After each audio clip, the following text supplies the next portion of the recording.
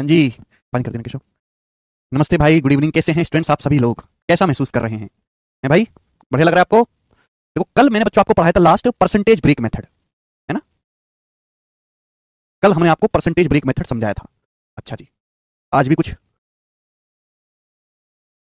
आज हम क्वेश्चंस करेंगे मेरे दोस्तों। एग्जाम बेस्ड सवाल अपन लोग करेंगे। देखिए बताएंगे। सवाल नंबर है आपके सामने 29। ये बताओ जी, 29 नंबर क्वेश्चन। बताइए इस सवाल का क्या आंसर है। सवाल नंबर है आपके सामने, ये मुझे बताइएगा 29। इस क्वेश्चन का क्या आंसर है? ठीक है, परसेंटेज ब्रेक मेथड के 2 क्वेश्चन और रह गए हैं, उनको करते जल्दी से। बताओ, जल्दी जल्दी बताओ। करने की कोशिश करिए आपने। परसेंटेज ब्रेक मेथड के 5 सवाल थे, 3 सवाल मैंने करवा दिए हैं, 2 सवाल यहां पर और हैं। ये देखो, जैसे साल 2010 में एक लाइब्रेरी में 2 कैटेगरी में 11,500 किताबें थी, फिक्शन और नॉन फिक्शन। चलो, यानी कि साल 2010 में एक लाइब्रेरी में 2 टाइप की किताबें थी, फिक्शन यानी कि काल्पनिक, और नॉन फिक्शन यानी कि मेरे दोस्तों बिल्कुल जमीनी किताबें। मेरे प्यारे भाई, टोटल कितनी किताबें थी साल 2010 में? 11,500। 11500 11,500 किताबें थी साल 2010 में, 2 कैटेगरी में, फिक्शन नॉन फिक्शन। साल 2015 में लाइब्रेरी में इन 2 श्रेणियों में कुल 12,760 किताबें थी। अच्छा, साल 2015 में कितनी किताबें थी? 12,760 किताबें थी। इस अवधि के दौरान, यानी कि 2010 से लेकर 2015 के बीच में, इस अवधि के दौरान फिक्शन कैटेगरी की जो बुक हैं वो 10% बढ़ी हैं। फिक्शन कैटेगरी की किताबें 10% बढ़ी हैं, जबकि नॉन फिक्शन कैटेगरी की जो किताबें हैं उनकी संख्या 12% बढ़ी है। कितनी बढ़ी है? 12% बढ़ी है। तो सवाल में आपसे पूछा कि साल 2015 में लाइब्रेरी में कितनी फिक्शन किताबें थी। बहुत अच्छा, बहुत बेहतरीन सवाल है। आपको पता है कि ये सवाल आप परसेंटेज ब्रेक मेथड से आसानी से कर सकते हो, बीच में प्लस है। सवाल में बोला गया कि साल 2010 में, यानी कि ईयर 2010 में, एक लाइब्रेरी में फिक्शन और नॉन फिक्शन कैटेगरी दोनों में मिलाकर कुल 11,500 किताबें हैं। साल 2015 में इस लाइब्रेरी में दोनों कैटेगरी में 12,760 पुस्तकें हैं। तो बताओ, किताब 11,500 से बढ़ के 12,760 होगी तो किताब बढ़ी कितनी? घटाओ जरा। अगर किताब 11,500 से 12,760 होगी तो कितनी बढ़ी? जब मैं इसमें से इसको घटाऊंगा तो आएगा 1260। 1260 किताबें बढ़ी हैं मेरे प्यारे भाई। यहां तक किसी बच्चे को कोई समस्या? आप बोलोगे नहीं सर, इसमें कोई भी समस्या नहीं है, 1260 किताबें बढ़ी हैं। जबकि साल 2015 में टोटल 12,760 किताबें हो गई हैं।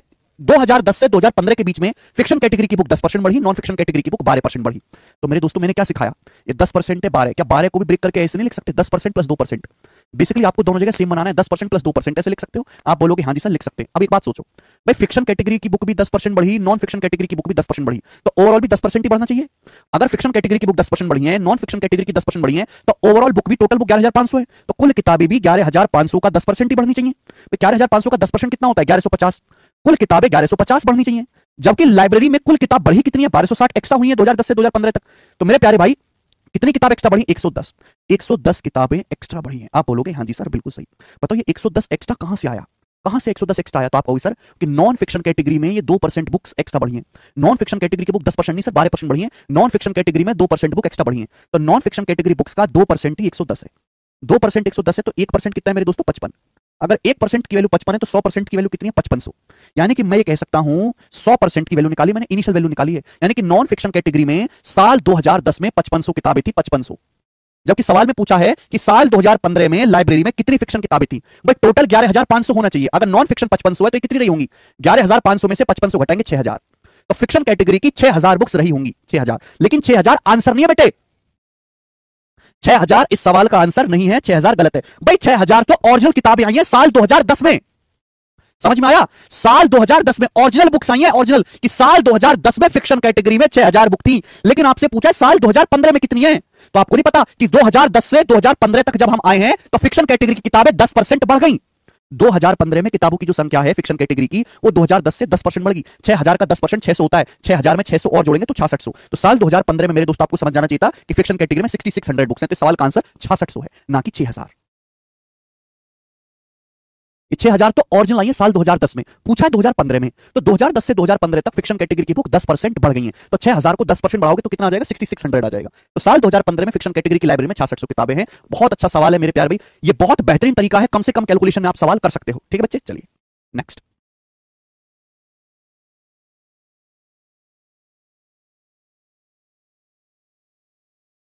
चलिए बताइए। सवाल नंबर है स्टूडेंट आपके सामने यहां पर 30 नंबर क्वेश्चन करके बताओ मेरे दोस्तों। अगला सवाल, सवाल नंबर है 30 आपके सामने, और इस टाइप के लास्ट क्वेश्चन है, फिर मैं आपको अगला क्वेश्चन पढ़ाऊंगा। सवाल बोला गया, the total salary of Gaurav and Azam in A company 47,520। गौरव और आजम की गौरव और आजम की जो टोटल सैलरी है वो 47,520 है। सवाल में बोला गया कि गौरव और आजम की जो कुल मिला के टोटल सैलरी है वो 47,520 है। आगे क्या बोला गया? अगर गौरव की सैलरी 23% बढ़ जाती है, गौरव की सैलरी 23% बढ़ जाती है, आजम की सैलरी 30% बढ़ जाती है, आजम की सैलरी 30% बढ़ जाती है, आजम की सैलरी, तो उनकी कुल सैलरी बढ़कर 59,928 हो जाएगी। उनकी कुल सैलरी बढ़कर 59,928 हो जाएगी। तो पूछा उनकी सैलरी में डिफरेंस ज्ञात कीजिए। एक बात बताओ, गौरव और आजम की टोटल सैलरी कितनी है? 47,520 गौरव की सैलरी 23% बढ़ी, आजम की सैलरी 30% बढ़ी, और दोनों की सैलरी बढ़कर होगी 59,928। तो आप मुझे बताओ दोनों की टोटल सैलरी कितना बढ़ी? अगर सैलरी 47,520 से 59,928 हो गई है तो सैलरी बढ़ी कितनी है? घटाइए जरा भाई। 59,928 में से 47,520 घटाओ, क्या घटाने पर? 9 में से भैया 5 गया 4, और 28 में से 20 गया 8, और 59 में से 47 घटाएंगे 12। तो यानी कि सैलरी जो वो टोटल 12,408 रुपए बढ़ी है। सैलरी बढ़ी कितने? टोटल 12,408। आपसे पूछा सैलरी का डिफरेंस। देखो बेटे, आप इन दोनों का एवरेज लेके भी कर सकते हो सवाल को, कि 23 और 30 होता है 53। भाई इन 23 और 30 का एवरेज क्या होता है मेरे दोस्तों? 53 का आधा मेरे दोस्तों कितना आ जाएगा? आपका 26.5। ठीक है ना? लेकिन वो आपका कैलकुलेटिव रहेगा, कैलकुलेशन कम नहीं होगी। सौरभ जी बेसिक तो मैं कल बता चुका हूं। ठीक है, आप यहां पे एवरेज लेके भी कर सकते हो जैसे मैंने कल बताया था, लेकिन उससे भी कैलकुलेशन आपकी रहेगी, कम नहीं होगी कैलकुलेशन। आप इसको बिल्कुल बेसिक से भी कर सकते हो कि गौरव की सैलरी 23% बढ़ी, आजम की सैलरी 30% बढ़ी, दोनों की सैलरी टोटल 59,928 रुपए हो गई। 47,500 से 59,928 रुपए होगी, तो दोनों की सैलरी टोटल बढ़ी कितनी है? 12,408 रुपए। अब तरीका लगाएंगे परसेंटेज ब्रेक मेथड। दो रास्ते हैं, या तो 30 को आप लिख दो, एक तो रास्ता कि आप 30 को 23 प्लस 7% लिख दो, ये रास्ता हो गया। लेकिन अगर आप 47,520 का 23% निकालोगे कितना मुश्किल हो जाएगा, कैलकुलेशन बढ़ जाएगी कि नहीं? बेटा पहले ये भी देख लिया करो कि कैलकुलेशन ज्यादा तो नहीं हो रही। हमारा मकसद केवल सवाल थोड़ा सॉल्व करना है, हमारा मकसद तो कैलकुलेशन कम करना है, कम कैलकुलेशन करके सॉल्व करना है। भाई साहब 23% को मैं ऐसे भी तो लिख सकता हूं, 23% को मैं ऐसे भी तो लिख सकता हूं 30% माइनस 7%। 23% को मैं ऐसे भी तो लिख सकता हूं 30% माइनस 7%। बोल लिख सकता हूं कि नहीं? 23 को आप बोलोगे हाँ सर लिख सकते हैं। आप बताओ गौरव की सैलरी 30% बढ़ी, आजम की सैलरी भी 30% बढ़ी, तो दोनों की टोटल सैलरी भी 30% बढ़नी चाहिए। देखो दो आदमी हैं, दो भाई हैं, गौरव की सैलरी 30% बढ़ गई, आजम की सैलरी भी 30% बढ़ गई, तो दोनों भाइयों की टोटल सैलरी भी 30% बढ़नी चाहिए। आप बोलोगे हाँ जी सर बिल्कुल सही। यानी कि टोटल सैलरी भी 47,520 रुपए का, टोटल सैलरी भी 47,520 रुपए का 30% ही बढ़ना चाहिए। 47,520 रुपए का 30% होता कितना? आसानी से निकल जाएगा, कैलकुलेशन कम रहेगी। ऐसे हम कैलकुलेशन कम करने के लिए जो भी करना पड़ेगा वो करेंगे, जो भी करना पड़ेगा। हमारा मकसद कैलकुलेशन कम करना है, साम दाम दंड भेद कुछ भी करें। 3 दूनी 6, 3 पंजे 15 का 5 हासिल 1, 3 7 21 1 22 का 2 हासिल 2, 3 चौक 12 तो 14, 14,256। भाई अगर गौरव की सैलरी 30% बढ़ी, आजम की सैलरी 30% बढ़ी, तो ओवरऑल दोनों की सैलरी कुल मिलाकर भी 47,520 का 30% ही बढ़नी चाहिए। यानी कि 47,520 का 30% कितना होता है? 14,256। दोनों की सैलरी 14,256 बढ़नी चाहिए। लेकिन सवाल के अनुसार सैलरी बढ़ी कितनी है? 12,408 रुपए बढ़ी है। सैलरी बढ़नी चाहिए 14,256। आप बोलोगे हाँ जी सर बिल्कुल सही, लेकिन सैलरी बढ़ी कितनी है? 12,408 रुपए। तो कितनी सैलरी कम बढ़ी है? जल्दी से बताओ। 48, 12 में 4 गया 8। कितनी सैलरी कम बढ़ी है? 1,448 रुपए सैलरी कम बढ़ी है। ठीक है, गड़बड़ है क्या? 3 दूनी 6, 3 पंजे 15 5 हासिल 1, 3 7 21 22 का 2 हासिल 2, 3 12 तो 14। ठीक है भाई, ये कितना आएगा भाई? 16 में 60 गया 8, 4 12 में से 4 गया 8, 1848 आएगा ये। 1848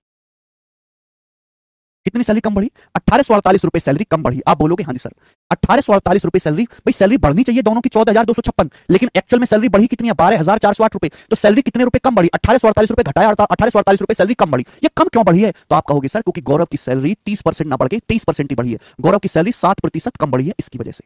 यानी कि गौरव की सैलरी का 7% ही 1848 रुपए के बराबर है। गौरव की सैलरी का 7% ही 1848 रुपए के बराबर है। तो गौरव की सैलरी का 1% कितना है? जल्दी से जवाब देंगे तो आप कहोगे सर 7 दूनी 14 है, 4 4 7 6 42 7 चौक 28। 1% के लिए 264, 100% कितना है? 100 से गुणा कर देंगे 26,400। यानी कि गौरव की जो सैलरी है वो 26,400 रुपए है। गौरव की जो सैलरी है वो 26,400 रुपए। आप बोलोगे हाँ जी सर गौरव की सैलरी पूछा होता तो ये आपका आंसर हो जाएगा। लेकिन सवाल में आपसे पूछा है गौरव और आजम की सैलरी का अंतर बताओ, तो बेटे आजम की सैलरी कितनी है? इन दोनों का योग 47,520 होना चाहिए। 47,520 में से 26,400 घटा दो तो कितना आ जाएगा? 120 है भाई। और 47 में से 26 गया मेरे दोस्तों तो 21,120। ये गौरव की सैलरी, आजम की सैलरी, आपसे इनका डिफरेंस पूछा है। मैं जब भी इनका डिफरेंस लूंगा मेरे प्यारे भाई तो कितना आ जाएगा? 26,400 में से 2120 घटाएंगे तो एंड में 80 आएगा। 80 एक ही ऑप्शन में, ये सवाल का आंसर है पहला ऑप्शन 5280 रुपए 80 आएगा मेरे प्यारे भाई। ठीक है, 3 में से 1 गया 2 और ये 26 में से किस गया 5, 5280 रुपए। सवाल का एकदम ठीक आंसर है ऑप्शन नंबर ए। बहुत बेहतरीन सवाल है। कल का लेक्चर देखो पहले तो ही समझ पाओगे। ठीक है ना, कल मैंने ऑलरेडी 3 सवाल कराए हैं। ओके, तो देखो सवाल में डाटा पे भी निर्भर करता है। देखो सवाल में डाटा बहुत आसान है, जल्दी हो गया। इस सवाल में डाटा थोड़ा सा लेंदी है, थोड़ा सा कैलकुलेटिव है, तो थोड़ी ज्यादा मेहनत करनी पड़ी। ठीक है बच्चों, ओके। तो ये परसेंटेज ब्रेक मेथड था, मैंने आपको इस पे 5 सवाल करवा दिए और ये मेरे प्यारे भाई टाइप आपका समाप्त होता है। अब हम चलेंगे यहां से अगले टाइप की तरफ और इस अगले टाइप पर मैं आपको काफी सारे क्वेश्चंस करवाऊंगा। चलिए शुरू करते हैं प्यारे भाइयों कहानी। एग्जाम बेस्ड सवाल।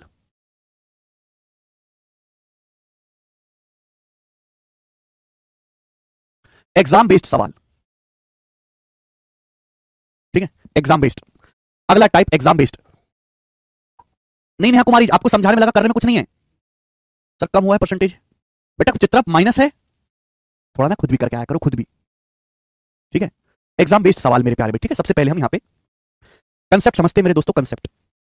जैसे मेरे प्यारे भाई, जब भी कोई पेपर होता है, ध्यान सुनिएगा, जब भी कोई एग्जाम होता है तो उसके फुल मार्क्स होते हैं, अधिकतम मार्क्स, फुल मार्क्स। जैसे भाई आपने पेपर दिया, आपने कोई पेपर दिया मेरे दोस्तों, और वो पेपर है 500 नंबर का। कितने मार्क्स का पेपर है? 500 मार्क्स का पेपर है। 500 नंबर का कोई आपने पेपर दिया, और 500 नंबर में से मेरे दोस्तों आपके जो हैं 378 नंबर आए। कितने नंबर आए आपके? 378 नंबर आए हैं। तो आप बताओ आपके कितने परसेंट नंबर आए हैं? बेसिक सी बात, प्राप्तांक।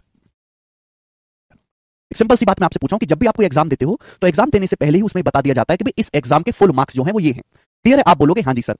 फुल मार्क्स में से मेरे दोस्तों आप कुछ नंबर लेके आते हो। एग्जांपल लिया कि जैसे किसी एग्जाम के टोटल 500 मार्क्स, अधिकतम मार्क्स 500 है, 500 में से आप 378 नंबर लेके आए, तो आप मुझे बताओ कि आपके कितने परसेंट नंबर आए।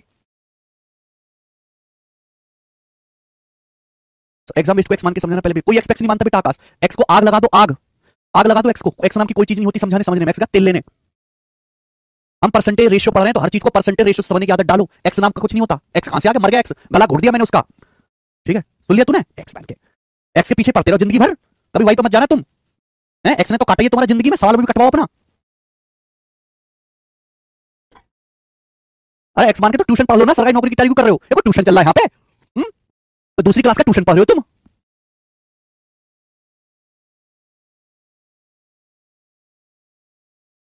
देखो दोस्त, जब भी कोई पेपर होता है मेरे प्यारे भाई, तो उसमें पहले से ही बता दिया जाता है कि इस मार्क्स जो है, इस एग्जाम के फुल मार्क्स ही हैं 500। 500 में से एग्जांपल लिया, सपोज आपके 378 नंबर आए, तो कितने परसेंट नंबर आए? कैसे निकालेंगे? भाई टोटल जो एग्जाम है उस एग्जाम के फुल मार्क्स कितने, अधिकतम मार्क्स कितने? 500, वो लिखेंगे हम नीचे। आपके नंबर कितना है? 500 में से 378। परसेंटेज में आपके कितने मार्क्स आए मेरे प्यारे भाई? इंटू 100%। परसेंटेज में निकालना है तो 100 से गुणा करेंगे, परसेंटेज का साइन कट जाएगा मेरे प्यारे भाई।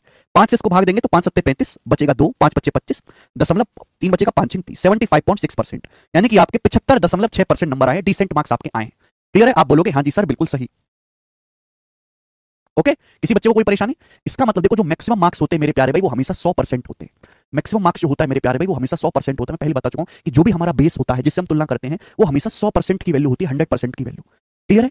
यानी कि टोटल जो मैक्सिमम मार्क्स हैं एग्जाम के 500 हैं, तो 500 जो है वो 100% के बराबर है। तो बस आपको ये निकालना था कि 378 कितने परसेंट के बराबर है।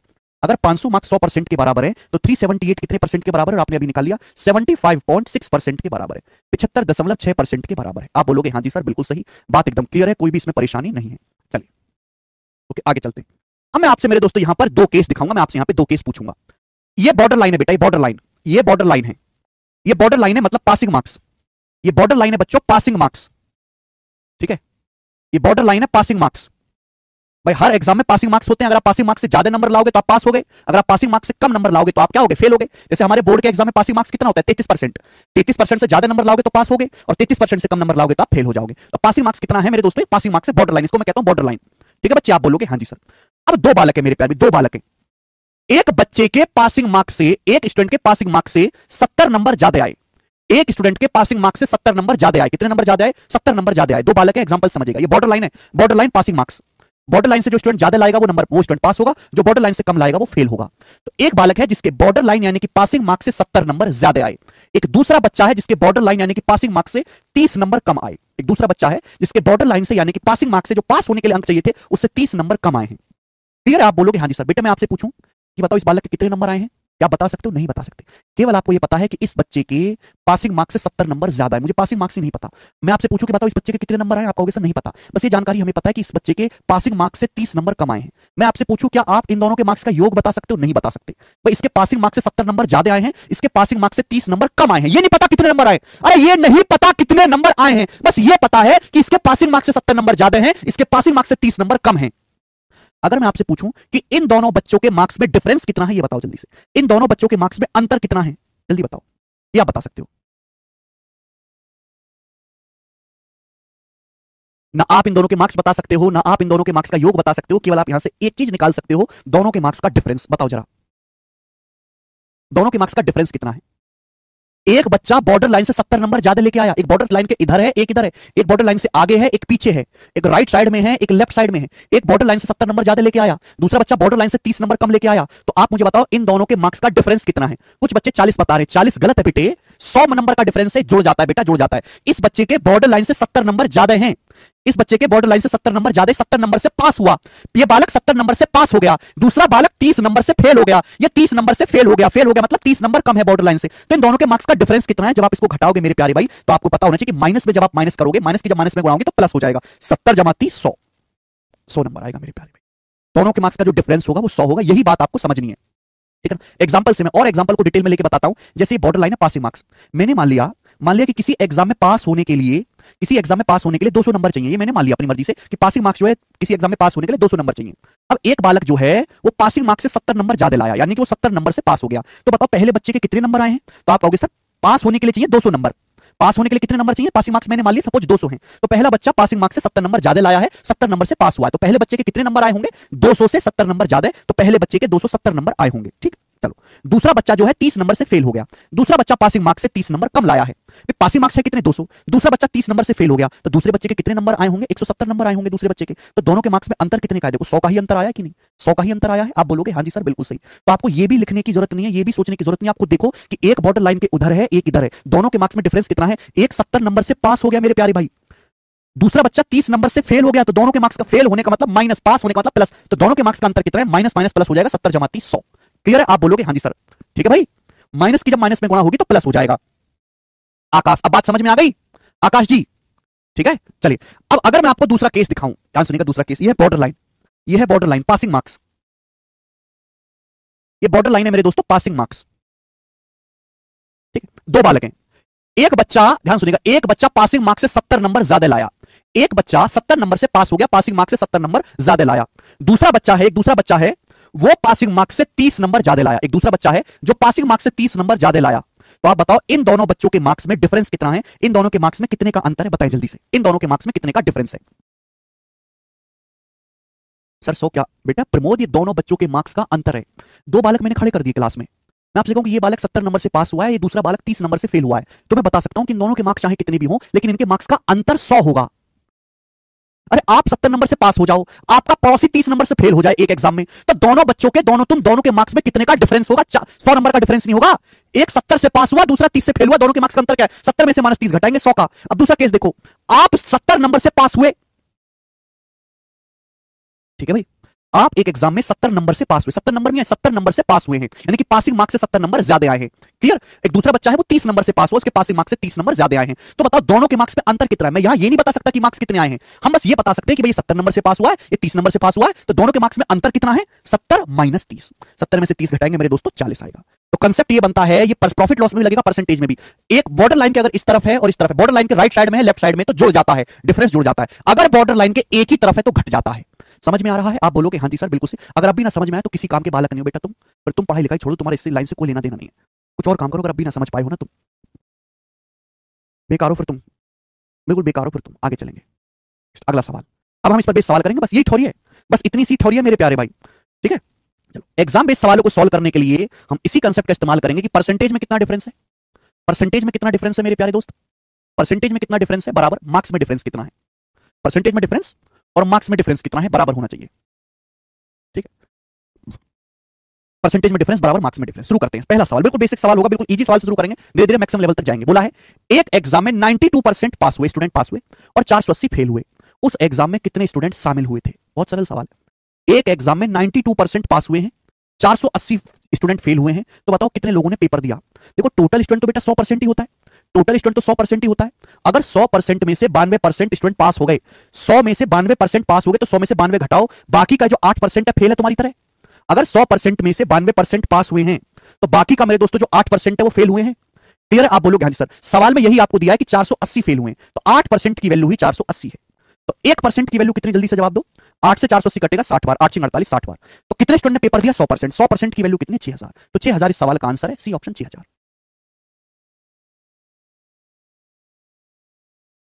ठीक है, सी ऑप्शन इसका आंसर आ जाएगा। तो सबसे बेसिक सवाल से शुरुआत करेंगे और धीरे धीरे लेवल बढ़ाते जाएंगे, ठीक है भाई। नेक्स्ट अगला क्वेश्चन। लेकिन तुम लोग ना पढ़ना ही बस यहां तक चाहते हो कि बस हमें यही सवाल करवा के खत्म कर दिया जाए, अरे इतना थोड़ा होता है, पेपर में ये सवाल तो आएगा ही आएगा, लेकिन इसके ऊपर हाई लेवल भी तो वो भी तो आएगा, वो भी तो पढ़ना पड़ेगा। सवाल नंबर 32 करेंगे, जल्दी से बनाएं। एकदम बच्चा था ना। देखो, एक एग्जाम में करुणा और अदिति के मार्क 434 और 336 है। यदि करुणा के 62% नंबर आए हैं तो पूछा अदिति के अंकों का परसेंट ज्ञात करेंगे। देखो कितना प्यारा सवाल है। एक एग्जाम में करुणा के नंबर हैं 434 और अदिति के नंबर हैं बेटा 336।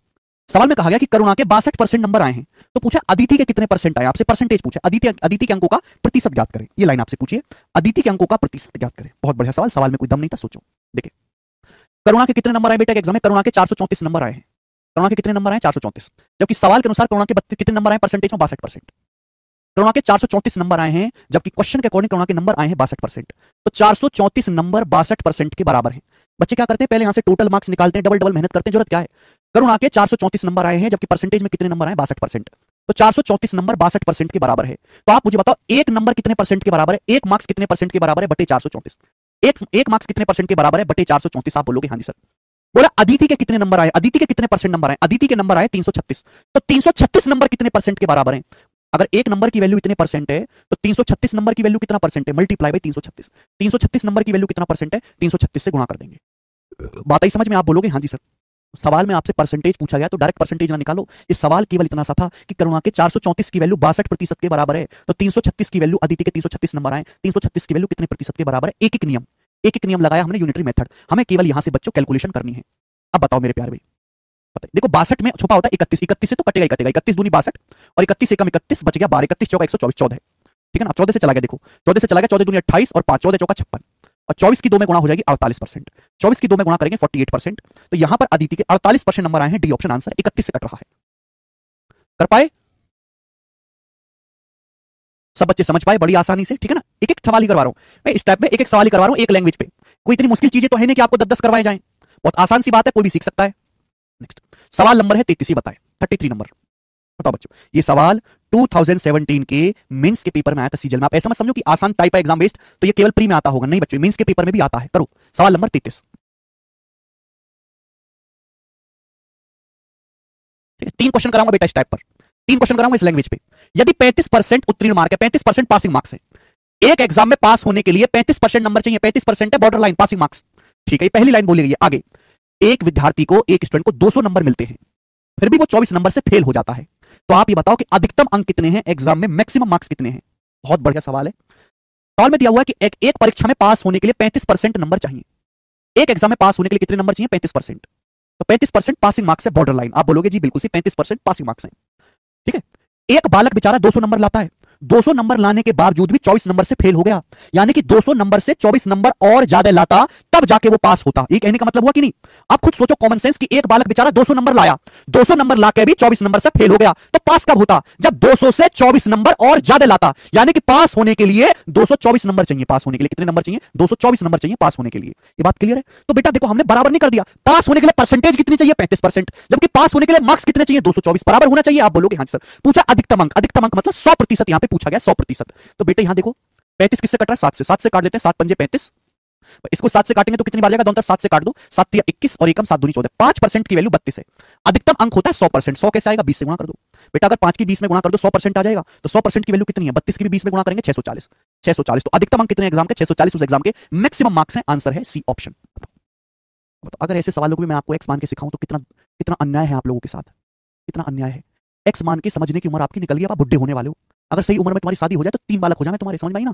ठीक है, वो उम्र निकल गई बेटा, वो बचपन की उम्र थी। आज आपका मन करेगा कि मैं आज शक्तिमान देखूं। शक्तिमान बचपन में बहुत अच्छा लगता था, आज आपसे शक्तिमान देखने को बोला जाए तो चिड़चिड़ाहट होगी आपको। एक उम्र थी वो बीत गई।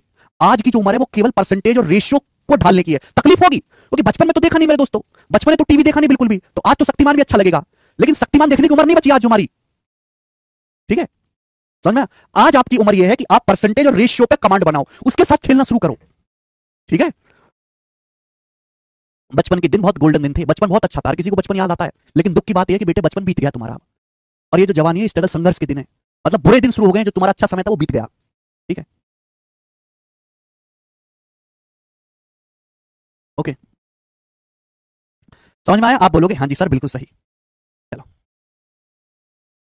अगला। ठीक है भाई। अच्छा 4 सवाल हैं बेटा इस टाइप के ना 4 सवाल हैं इसमें। सवाल नंबर है बच्चे आपके सामने यहां पर 34 ही बनाए। एक और क्वेश्चन ऐसा ही बनाओ जल्दी से करो। एक candidate fails by 21 marks from the minimum to pass an exam. एक बालक 21 मार्क्स से फेल हो जाता है। ठीक है, जबकि दूसरा उम्मीदवार न्यूनतम आवश्यक अंकों से यानी कि मिनिमम पासिंग मार्क्स से 147 अधिक प्राप्त करता है। दोनों के परसेंटेज में अंतर 40% है। तो आपसे पूछा है उक्त परीक्षा में अधिकतम कितने अंक प्राप्त किए जा सकते हैं, इस एग्जाम में अधिकतम मार्क्स कितने हैं। बहुत बढ़िया सवाल। देखो एक एग्जाम में दो कैंडिडेट है, यह है पासिंग मार्क्स बॉर्डर लाइन। पहला कैंडिडेट 21 अंकों से फेल हो गया, पहला जो कैंडिडेट है 21 मार्क्स से फेल हो गया मेरे प्यारे भाई, फेल है बिल्कुल बर्बाद है, कचरा एकदम। दूसरा बालक जो है वो मिनिमम आवश्यक अंकों से जो पास होने के लिए चाहिए, मिनिमम आवश्यक उत्तीर्ण अंकों से दूसरा जो है वो 147 नंबर ज्यादा लेके आया है। इतने 147 नंबर ज्यादा लेके आया। सवाल में ये साफ साफ दिया गया है कि दोनों के परसेंटेज में डिफरेंस 40% का है। तो अधिकतम अंक कितने हैं, दोनों के मार्क्स में 40% का डिफरेंस है। तो आपसे पूछा है मैक्सिमम मार्क्स उस एग्जाम में अधिकतम कितने अंक आ सकते हैं। एक बात बताओ, दो बालक हैं, एक बालक मिनिमम पासिंग मार्क्स से 21 नंबर कम लाके फेल हो गया, दूसरे के मेरे दोस्तों मिनिमम स्कोर से जो पास होने के लिए चाहिए 147 नंबर ज्यादा आए। सवाल में आपको दोनों के परसेंटेज में डिफरेंस दे रखा है, दोनों की परसेंटेज में डिफरेंस। आप मुझे बताओ दोनों के मार्क्स में कितना डिफरेंस है, इन दोनों के मार्क्स में कितना डिफरेंस है, बॉर्डर लाइन के राइट साइड में लेफ्ट साइड में। 147 में से अगर -21 को घटाया जाए तो जुड़ जाएगा 168। दोनों के मार्क्स में कितना डिफरेंस है, 168 का डिफरेंस है कि नहीं, 168 का। भाई परसेंटेज में डिफरेंस है 40%, मार्क्स में डिफरेंस कितने का है दोनों बच्चों के, 168। तो 40% की वैल्यू ही 168 है। आपसे 100% की वैल्यू पूछी है तो दोनों तरफ क्या करूं, 4 से भाग दे दूं। अगर मैं दोनों तरफ 4 से भाग दूंगा तो देखो 10 हो जाएगा, यहां 4 से भाग दूंगा तो कितना आएगा, 4 चौक 16, 4 दूनी 8, 42 आएगा। तो 10% की वैल्यू 42, अधिकतम अंक है 100%, 100% की वैल्यू क्या है 10 से गुणा कर देंगे 420, अधिकतम अंक कितने हैं 420। ये आंसर है पहला ऑप्शन। बहुत बढ़िया सवाल है, एकदम बेसिक क्वेश्चन। देखो सवाल में जो चीज दी गई है उसको बराबर कर दो, यहां परसेंटेज में डिफरेंस दिया तो आपकी मार्क्स में डिफरेंस निकाल के बराबर कर दो। एक और क्वेश्चन, ठीक है ना, 4 सवाल होंगे इस तरीके पे। सवाल नंबर है आपके सामने 35, जवाब देंगे बच्चों, इस सवाल का क्या आंसर है बनाएं। बहुत बढ़िया और बहुत बेसिक सवाल है, बनाओ। In a test minimum passing percentage for girls and boys is 35% and 40% respectively. ठीक है भाई, a boy scored 483 marks and failed by 117 marks. What is the minimum passing marks for girls. Girls के लिए minimum passing marks कितने हैं बताएं।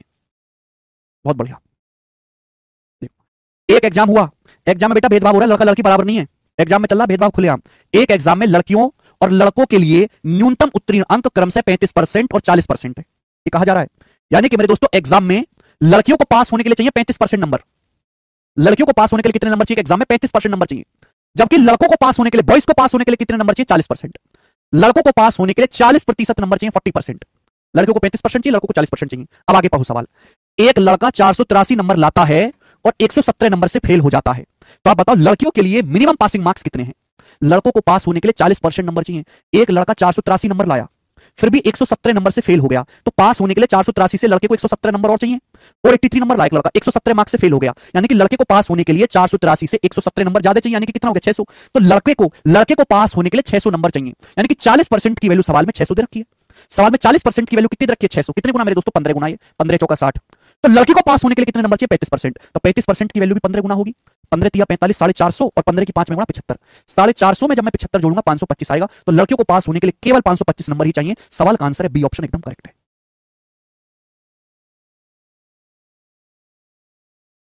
कर पाओगे, आसान है बात, बताओ आसान है कि नहीं, एकदम आसान है। आगे चलते हैं, अगला क्वेश्चन। सवाल नंबर है भाई आपके सामने यहां पर 36, ये बताए जल्दी से।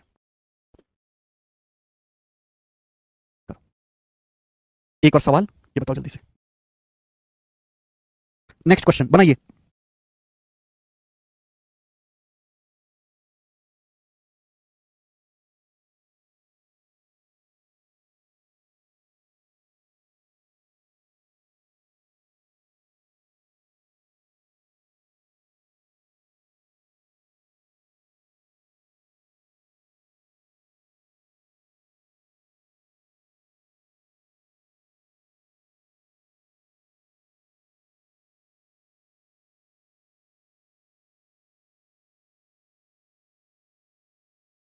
एंड एग्जाम में अगर आपको फर्स्ट क्लास लाना है मेरे दोस्तों, डिस्टिंक्शन लानी है, तो आपको 80% नंबर चाहिए।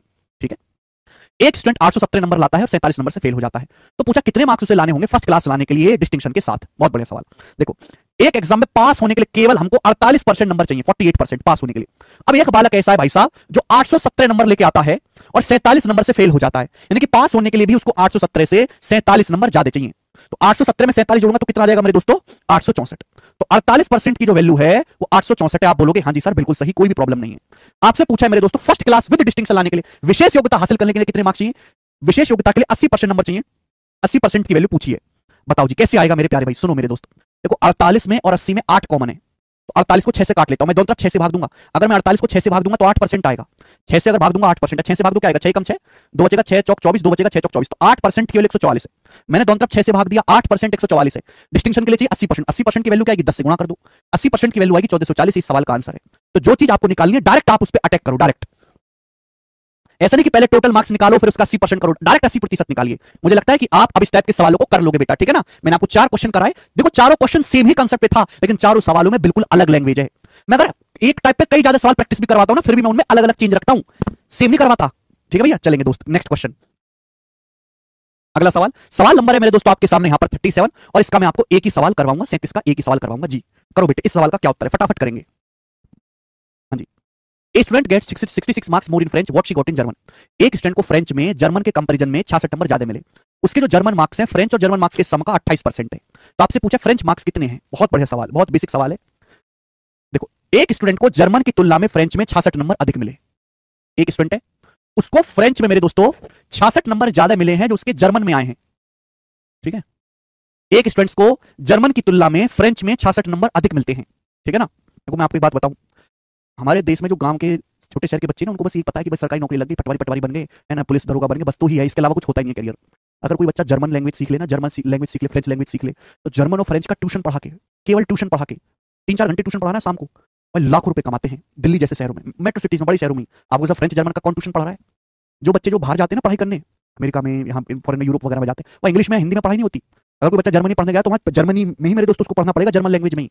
अगर 4 साल का कोई कोर्स जर्मनी में करने गया, सपोज मेडिकल करने गया, मेडिकल की पढ़ाई, तो पहले वहां पे उसको 1 साल ही पढ़ाया जाता है कि जर्मन लैंग्वेज सिखाई जाती है 1 साल पहले, फिर उसके बाद वो मेडिकल की पढ़ाई करेगा। कुछ लोग ऐसे होते हैं जिनका माँ बाप जो अमीर है वो पहले से क्लियर है कि हमको अपने बच्चों को विदेश पढ़ाने भेजना है, तो अगर वो पहले से ही जर्मन, फ्रेंच, इटालियन ये सब लैंग्वेज पढ़ लेता है तो उसको ज्यादा जो है वरीयता मिलती है, ज्यादा उसको मतलब फोकस किया जाता है फॉरेन जो है एजुकेशन के लिए, वहां पे यूनिवर्सिटी ज्यादा जो है चांसेस हैं उसके सिलेक्ट होने के। ठीक है, और पता है कितनी फीस है महीने का 20,000, महीने का 20 से 25,000 फीस है। जर्मन फ्रेंच लैंग्वेज सीखनी है, 6 महीने का कोर्स है, छोटा सा एक रूम लेते हैं, 30-40 बालक उसमें जर्मनी फ्रेंच सीखने आते हैं, महीने का 5-6 लाख रुपए जो है वो कमा रहे हैं। पता ही नहीं है लोगों को, इतना आसान और सिंपल करियर है, इतना आसान, लेकिन लोगों को पता ही नहीं है कि हाँ भाई ऐसी चीजें भी होती हैं। चलो ठीक है, जो देश जितना अमीर होगा उसमें सरकारी नौकरी की वैल्यू उतनी कम होती है। जैसे जितने भी बड़े देश हैं, अमेरिका है ना, ये जापान, ये बाहर के जो देश हैं, जर्मनी, इटली, फ्रांस वगैरह, जो स्विट्जरलैंड जो बहुत डेवलप है, उनमें जो सरकारी ऑफिसर हैं ये जो हैं, इनको 10th ग्रेड की जॉब मानी जाती है, मतलब सबसे नीचे लेवल की जॉब। वहां पे जो साइंटिस्ट है मेरे दोस्त, है ना, जो साइंटिस्ट है वहां पे जो डॉक्टर हैं, जो इंजीनियर हैं, जो प्रोग्रामर हैं, जो कंपनी चला रहे हैं, जो स्टार्टअप कर रहे हैं, उनको इज्जत मिलती है। जो गरीब देश है ना, गरीब देश है, हमारा देश गरीब है, विकसित नहीं हुआ है, इसमें गवर्नमेंट जॉब की जो है ज्यादा वैल्यू है। जैसे जैसे हमारा देश अमीर होता जाएगा, पैसा आता जाएगा, 15-20 सालों में हमारा देश भी खूब अमीर हो जाएगा, 20 साल लगेंगे, ज्यादा नहीं लगेगा, तो गवर्नमेंट जॉब की वैल्यू होती जाएगी कम, कोई वैल्यू नहीं। वैल्यू किसकी बढ़ेगी, बाकी प्रोफेशंस की, डॉक्टर, इंजीनियर, इन सब की।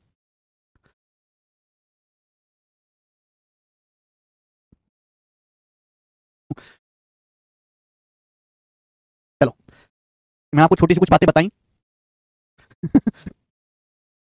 कि एक स्टूडेंट को फ्रेंच में जर्मन से 66 नंबर ज्यादा मिले। ठीक है, बोला है उसके जर्मन मार्क्स फ्रेंच और जर्मन के मार्क्स के योग का 28% है। लाइन बड़ी इंपॉर्टेंट है, हर German marks are 28% of the sum of her French and German marks. उसके जर्मन में जो मार्क्स हैं फ्रेंच और जर्मन मार्क्स के योग का 28%। 28% कितना होता है, अब बताओ 28% कितना होता है। 4% होता है 1/25, 4% होता है 1/25, 28% होता है 7/25। 4% होता है 1/25, 28% होता है 7/25। बोला है उसके जो जर्मन में मार्क्स हैं फ्रेंच और जर्मन के मार्क्स के योग का 28% है, यानी कि अगर फ्रेंच और जर्मन के मार्क्स का योग 25 है तो 25 का 28% ही 7 के बराबर होता है, तो उसके जर्मन में मार्क्स 7 हैं। यह मतलब हुआ मेरे प्यार भी सेकंड लाइन का, यानी कि अगर फ्रेंच और जर्मन के मार्क्स का योग अगर 25 है तो जर्मन के मार्क्स 7 हैं। जर्मन के मार्क्स अगर 7 हैं तो फ्रेंच और जर्मन का योग 25 आना चाहिए, दोनों को जोड़ के 25 आना चाहिए। अगर ये 7 है तो फ्रेंच में कितने नंबर होंगे, 18। कितने होंगे, 18। 18 जमा 7 25 होता है। क्लियर, बहुत बेहतरीन लैंग्वेज है कि जर्मन के जो मार्क्स हैं, उसके जो जर्मन मार्क्स हैं वो फ्रेंच और जर्मन मार्क्स के योग का 28%। 28% होता है 7/25। फ्रेंच और जर्मन मार्क्स के योग का ये बेस वैल्यू है कि फ्रेंच और जर्मन के मार्क्स अगर टोटल 25 है तो जर्मन में उसके 7 नंबर आए, दोनों को जोड़ के 25 होना चाहिए, तो 18 7 25 होता है। फ्रेंच में कितने मार्क्स है, 18। रेशियो आ गया। बोला गया उसके फ्रेंच के मार्क्स कितने, सवाल में फ्रेंच में मार्क्स पूछे, आप बताओ। फ्रेंच के मार्क्स है 18, जर्मन के मार्क्स है 7 यूनिट। तो आप मुझे बताओ फ्रेंच में जर्मन से कितने मार्क्स ज्यादा आए हैं। फ्रेंच के जो मार्क्स है जर्मन से कितना ज्यादा है, 11 मार्क्स ज्यादा है, 11 यूनिट ज्यादा है। सवाल के अनुसार फ्रेंच में जो मार्क्स है जर्मन से कितना ज्यादा है, 66। तो 11 के लिए 66 है 6 गुना, कितने गुना मेरे दोस्तों, 6 टाइम 6 गुना। तो पूछा फ्रेंच में मार्क्स बताओ, फ्रेंच के मार्क्स है 18, 18 की वैल्यू भी 6 गुना होगी, 18 6 108। तो फ्रेंच में जो उसके मार्क्स है वो 108 है। ए ऑप्शन, ए सवाल का आंसर है, ए ऑप्शन 108। बिल्कुल बेसिक सवाल है, मुझे लगता है अब आप इस टाइप के सवाल को कर पाओगे। एक ही सवाल में करवाऊंगा ऐसा, आगे चलते हैं। ठीक है भाई, चलो मेरे दोस्तों अगला टाइप। ठीक है बच्चे, इस टाइप पे मैं आपको 6 सवाल करवाऊंगा। अगला टाइप आपके सामने आएगा मेरे प्यारे दोस्तों, इस टाइप के मैं आपको 6 सवाल करवाऊंगा। और मेरे दोस्तों यही एग्जाम का सबसे ज्यादा पॉपुलर और सबसे ज्यादा पूछे जाने वाला सवाल है। यही एग्जाम का सबसे ज्यादा पॉपुलर और सबसे ज्यादा पूछे जाने वाला सवाल है। ठीक है बेटे, आप बोलोगे हाँ जी सर बिल्कुल सही करते हैं, बताओ। सवाल यह है कि गीता ने 30% अंक प्राप्त किए और 50 अंकों से फेल हो गई। गीता के 30% नंबर आए और 50 नंबर से फेल हो गई, जबकि 45% नंबर लाने वाले संदीप को एग्जाम पास करने के लिए आवश्यक न्यूनतम अंक से यानी कि मिनिमम पासिंग मार्क्स से संदीप को 25 नंबर ज्यादा मिले। 64% अंक प्राप्त करने वाले विमल को कितने अंक मिले हैं? देखो बच्चों, यह है बॉर्डर लाइन पासिंग मार्क्स, ये बॉर्डर लाइन है। जो बॉर्डर लाइन से ज्यादा नंबर लाएगा वो पास होगा, जो कम नंबर लाएगा वो फेल होगा। गीता के बिचारी के 30% नंबर आए गीता के, और 50 नंबर से फेल हो गई। गीता के 30% नंबर आए हैं और 50 नंबर से फेल हो गई। गीता के नंबर कितना है? 30%, और गीता 50 नंबर से फेल होगी, बॉर्डर लाइन से 50 नंबर कम है। एक दूसरा लड़का है संदीप, संदीप के 45% नंबर आए हैं। संदीप के कितने नंबर आए? 45%, और मिनिमम पासिंग मार्क्स से संदीप को 25 नंबर ज्यादा मिले।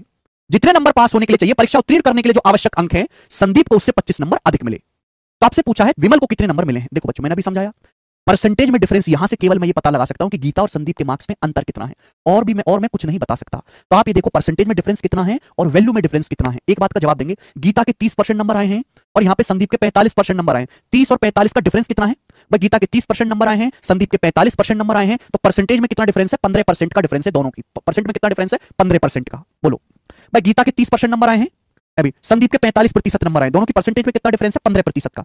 गीता 50 नंबर से फेल हुई है, संदीप 25 नंबर से पास हुआ, एक बॉर्डर लाइन के राइट साइड में लेफ्ट साइड में, तो दोनों के मार्क्स में कितना डिफरेंस है बताओ? 25 और -50 में कितना अंतर है? 75 का। 25 और 50 75, मार्क्स में कितना डिफरेंस है? 75 का। तो 15% की वैल्यू ही 75 है, कितने गुना? 5 गुना। अगर आपसे इस सवाल में टोटल मार्क्स फुल मार्क्स पूछा जाता तो फुल मार्क्स होता है 100%, 100% की वैल्यू भी 5 गुना आ जाती, 500 अगर पूछा जाता। लेकिन सवाल में पूछा क्या है? पूछा यह है कि विमल एक भाई साहब हैं जिसके 64% नंबर आए हैं, विमल के 64% नंबर आए हैं, तो आप बताओ कि विमल को कितने अंक मिले हैं। विमल के 64% नंबर आए हैं, 64% की वैल्यू भी 5 गुना होनी चाहिए, 64 का 5 गुना 320, यानी कि विमल को 320 नंबर मिले हैं। ये सवाल का आंसर है सी ऑप्शन, एकदम करेक्ट है, बात समाप्त।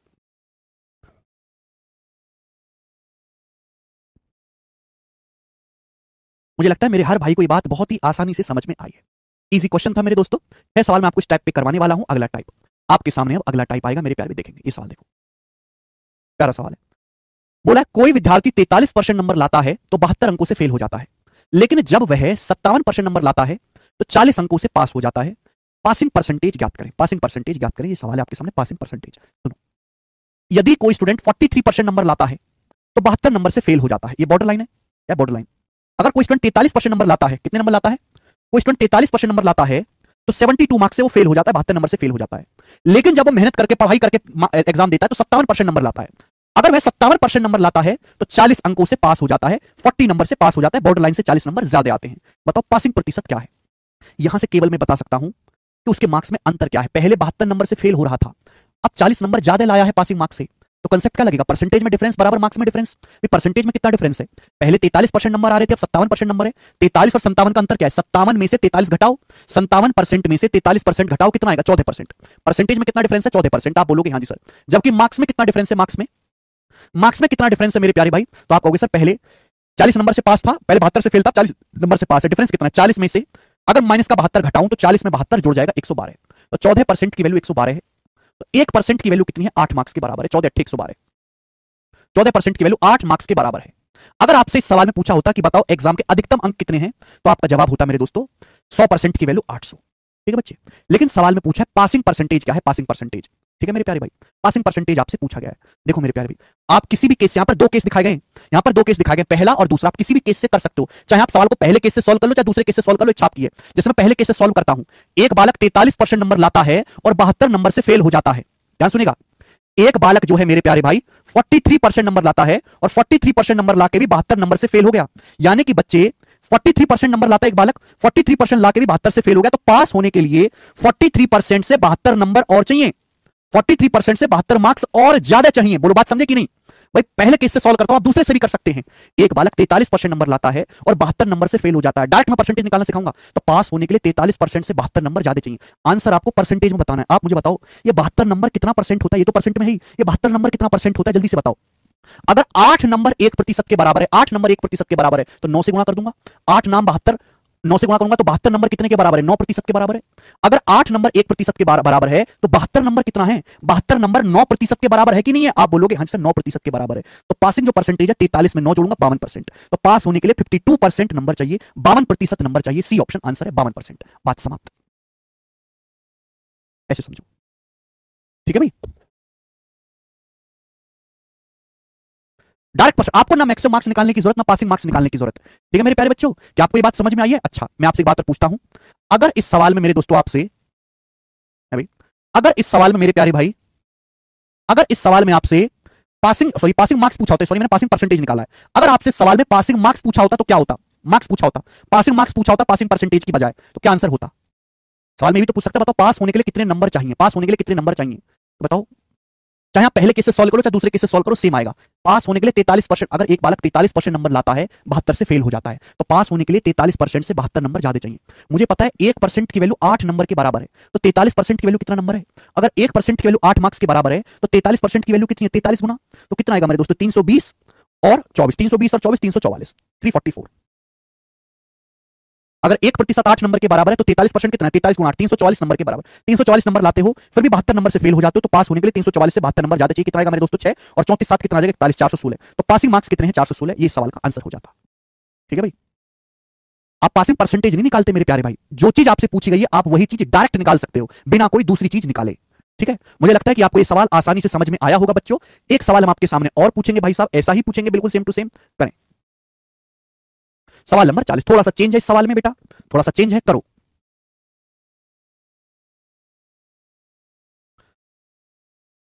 एक स्टूडेंट 28% नंबर लाता है, एक स्टूडेंट 28% नंबर लाता है और 58 नंबर से फेल हो जाता है। ये बॉर्डर लाइन है, बॉर्डर लाइन, ये है बॉर्डर लाइन।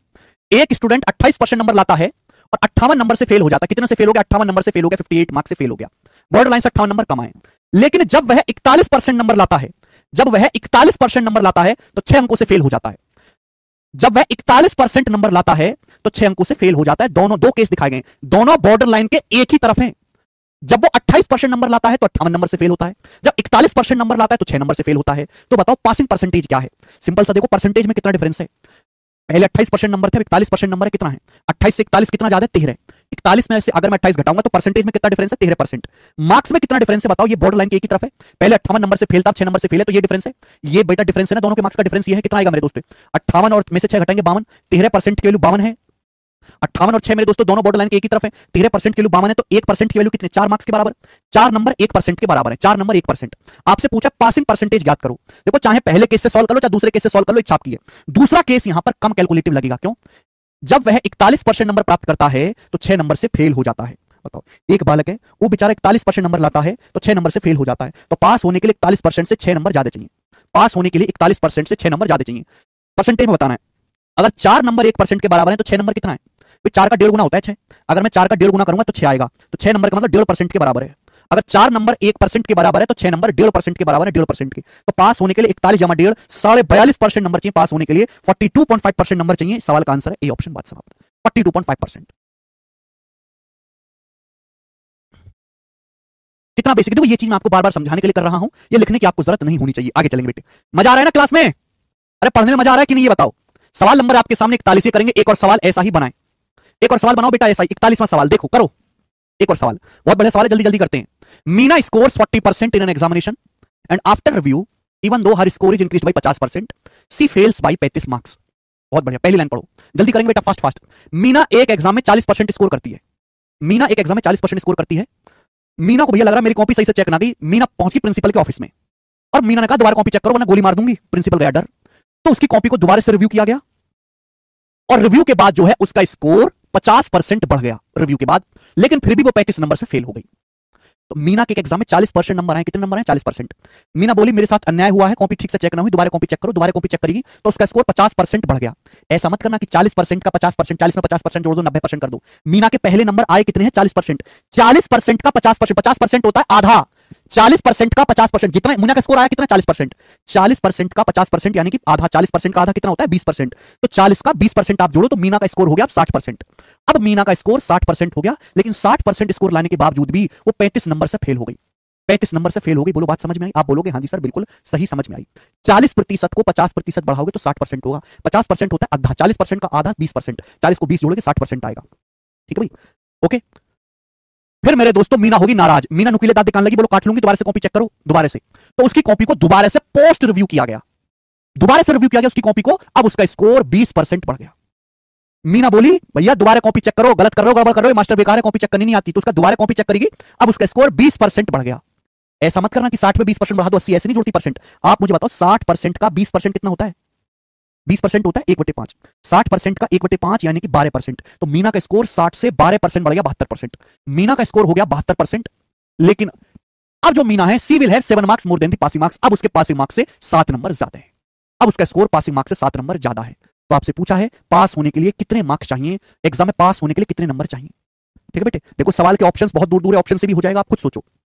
60% लाके तो हो रही है 35 नंबर से फेल, और 72% लाके 7 नंबर से पास हो रही है। तो पासिंग परसेंटेज जो होगा इन दोनों के बीच में होगा। भाई 60% लाके कोई आदमी फेल हो रहा है और 72% ला रहा है, तो पासिंग मार्क्स से ज्यादा आ रहे हैं, तो पासिंग परसेंटेज कहीं ना कहीं इन दोनों के बीच में होगी। 60 से ज्यादा होगी 72 से कम, तो 60 से ज्यादा होना चाहिए मेरे दोस्तों, ये तो आंसर हो नहीं सकता। 72 से कम होना चाहिए, ये भी आंसर नहीं है। 72 से कम होना चाहिए, ये भी आंसर नहीं है। 60 और 72 के बीच में एक ही ऑप्शन है, ये हो जाएगा करेक्ट। सॉल्व करना चाहते तो सॉल्व भी हो जाएगा, ऐसी बात नहीं है। आप बताओ परसेंटेज में कितना डिफरेंस है? परसेंटेज में डिफरेंस बराबर मार्क्स में डिफरेंस। 60% और 72%, परसेंटेज में कितना डिफरेंस है? 12%। मार्क्स में कितना डिफरेंस है जल्दी से बताओ। पहले 35 नंबर से फेल थी, अब 7 नंबर से पास है। पहले 35 नंबर से फेल थी, अब 7 नंबर से पास है, तो मार्क्स में कितना डिफरेंस है? 42 का। तो 12% की वैल्यू 42 नंबर के बराबर है। पूछा पास होने के लिए कितने नंबर चाहिए, तो बेटे चाहे पहले केस से सॉल्व कर लो चाहे दूसरे केस से सॉल्व कर लो, इच्छा आपकी है। अगर मैं दूसरा केस लेता हूं, थोड़ा आसान लग रहा है कि भी पास होने के लिए कितने परसेंट नंबर चाहिए आपसे पूछा गया है। एक बात बताओ, मीना 72% नंबर लाती है और पासिंग मार्क्स से 7 नंबर कम लाती है। मीना 72% नंबर लाती है और पासिंग मार्क्स से 7 नंबर ज्यादा है, तो मीना को पास होने के लिए 72% से 7 नंबर कम चाहिए। मीना तो भाई साहब 72% नंबर लाती है और पासिंग मार्क्स से 7 नंबर ज्यादा हैं, तो पास होने के लिए जो पासिंग मार्क्स है वो 72% से 7 नंबर कम होंगे, इसलिए 72% से कम आंसर आना चाहिए था। बताओ 42 नंबर 12% के बराबर है, तो 7 नंबर कितने के बराबर है भाई? 6 से भाग दे दो। अभी 6 से भाग दूंगा, अगर मैं 42 को 6 से भाग दूंगा तो 7 नंबर आएगा। 7 नंबर कितने के बराबर है? 2% के बराबर है, 2%। तो 7 मार्क्स का मतलब 2% के बराबर है, तो पास होने के लिए 72 - 2 70% नंबर चाहिए। आंसर है पहला ऑप्शन 70%।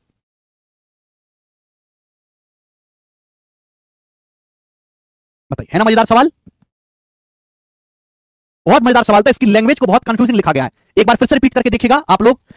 ये वैसे रिपीट करने लायक सवाल है नहीं कि मैं इसको करके बताऊं। अगला क्वेश्चन जल्दी से करेंगे मेरे प्यारे भाई, ठीक है ना? 2 सवाल इस पे और हैं, फटाफट बना देंगे। कहां गया? सवाल नंबर है 42। बहुत प्यारा सवाल है भाई, बहुत प्यारा, गजब का सवाल है।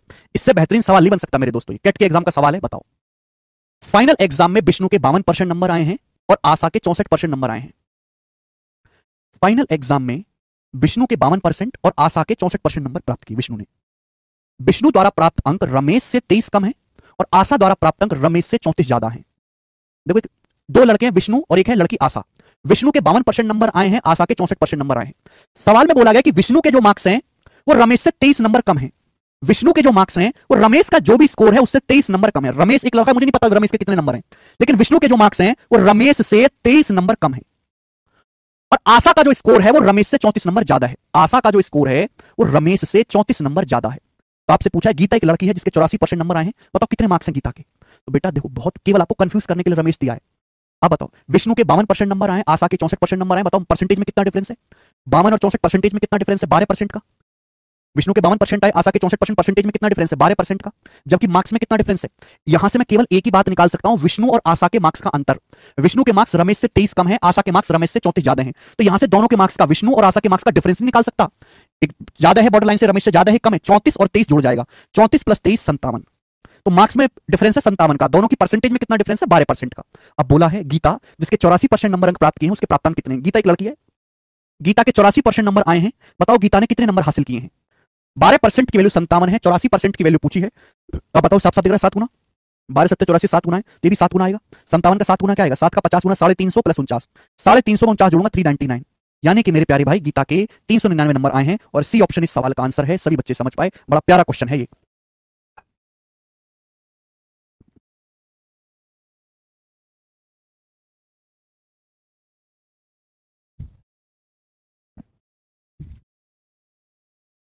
हो गया ना? बेहतरीन सवाल। चलो एक और करेंगे। सवाल नंबर है मेरे प्यारे 43, बताओ 43 नंबर क्वेश्चन, जल्दी से बनाएं, ठीक है? फिर मैं आपको कल से अगला कंसेप्ट सिखाऊंगा, डेविएशन। देखो ये सवाल मैंने इसलिए लिया है, सेम ही सवाल है, कुछ नया नहीं है। सवाल सीडीएस के पेपर का है बेटे, 2019 के एग्जाम का, लेकिन यहां पे वेरिएबल में दिया है सवाल, वो ये वेरिएबल में दिया है क्योंकि बच्चे ना वेरिएबल देख के ही डर जाते हैं, घबरा जाते हैं। अगर यही न्यूमेरिकल वैल्यू होता हर कोई कर लेता। बोला है एक बालक x% नंबर लाता है और a नंबर से फेल हो जाता है, यानी कि जबकि एक दूसरा बालक है वो y% नंबर लाता है और पासिंग मार्क्स से b नंबर ज्यादा मिलते हैं। मैक्सिमम मार्क्स कितना है? मैक्सिमम मार्क्स कितना है बताओ? एक बालक a नंबर से फेल हो गया, दूसरा बालक मेरे दोस्तों b नंबर से पास हुआ। मेरे प्यारे भाई बताओ, एक बालक x% नंबर लाता है, a नंबर से फेल हो गया, एक दूसरा बालक है जो y% नंबर लाता है, b नंबर से पास हो गया। जाहिर सी बात है दूसरे बालक के नंबर ज्यादा हैं, दूसरे बालक के नंबर ज्यादा है, y% की वैल्यू ज्यादा है, x% से y% ज्यादा है, दूसरा बालक पास है, पहला नंबर फेल है, तो पहला बालक फेल है तो परसेंटेज में कितना डिफरेंस है? y में से x घटाना पड़ेगा, y minus x%, y minus x%। आप बोलोगे हाँ जी सर मार्क्स में कितना डिफरेंस है? भाई दूसरा बालक b नंबर से पास हुआ, पहला बालक a नंबर से फेल हुआ, मार्क्स का डिफरेंस कितना है? माइनस माइनस प्लस हो जाएगा, b प्लस a। आप बोलोगे हाँ जी सर बिल्कुल सही आ गया। यहां से 1% की वैल्यू कितनी है भाई साहब? ये b प्लस a को हम लिख सकते हैं a plus b, b plus a का मतलब a प्लस b, और ये y माइनस x आ जाएगा नीचे, y माइनस x आ जाएगा मेरे दोस्तों यहाँ पर नीचे नीचे आ जाएगा। और परसेंटेज में कितने? 1% की वैल्यू है। आपसे पूछा अधिकतम अंक, अधिकतम अंक होते हैं 100%, 100% की वैल्यू निकालें तो गुणा 100 इंटू 100 आ जाएगा। तो a प्लस b बटे y माइनस x गुणा 100 आंसर है सवाल का सी ऑप्शन। सी ऑप्शन इसका आंसर है। गजब का सवाल। बताओ मजा आया? बताओ कैसी लगी है? आपके एग्जाम बेस्ड सारे टाइप समाप्त होते हैं भाई। कैसा लगा आपको आज की क्लास करके? क्या आपको हर एक चीज समझ में? बताओ मैंने एक्स का कहीं कोई सहारा लिया? क्या आपको लगता है कि ये सारे टाइप मैंने आपको करा दिया एग्जाम के? क्या कहीं आपको जरूरत है किसी चीज की? बेटा परसेंटेज पे कमांड बनाओ, परसेंटेज पर अनुपात पे सवाल अपने आप होंगे। ठीक है, परसेंटेज में डिफरेंस लिया है देवा।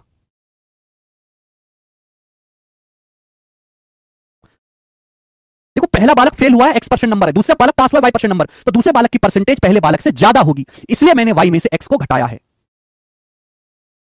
ठीक है, चलिए आज इतना ही मेरे दोस्तों, बाकी हम इसके आगे कल करेंगे। बाय।